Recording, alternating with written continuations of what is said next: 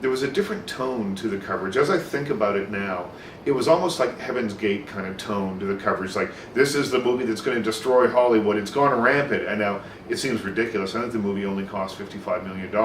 It seems ridiculous now in the era of $200 million that a $55 million expenditure on a film could be the one that was going to ruin Hollywood and, you know, take down a studio.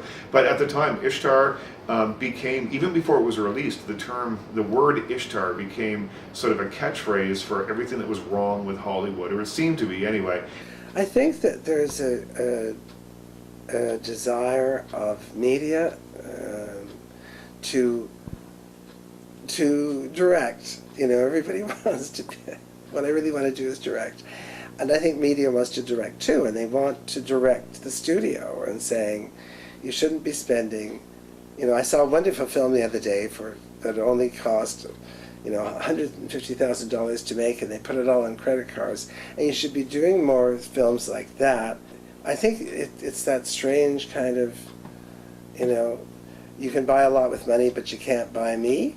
You know, one of the reasons why people hated the cable guys so much was because I think Jim Carrey got $20 million to make that movie, which was a record at the time. So, you know, they're being reminded that money is being thrown away. And sometimes people enjoy that. I mean, it's the whole rationale underlying disaster films and, you know, certain biblical spectaculars or ancient world spectacular. You get to see, you know, civilization crumble before your eyes, and it's worth it, you know, to spend money for that. And sometimes it just seems like the money is being spent on something very trivial. Now, you know, why is one thing more trivial than another? But see, I don't ever understand why people think that, well, it costs $200 million. Like, why they have to know that information. It's not their $200 million, and that's what I never quite get, why people need to know how much a movie made at the box office on Monday. I don't know why that's reported in the newspapers,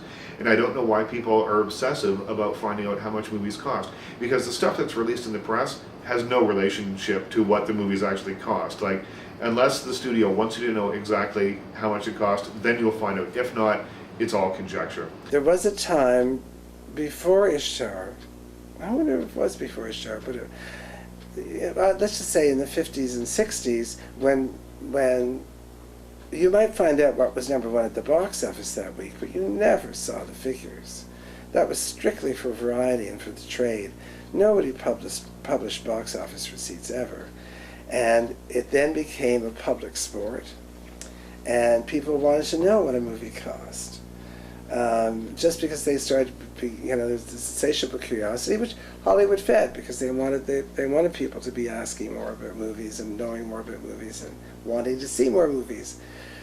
But in things like this, it really, really hurt it.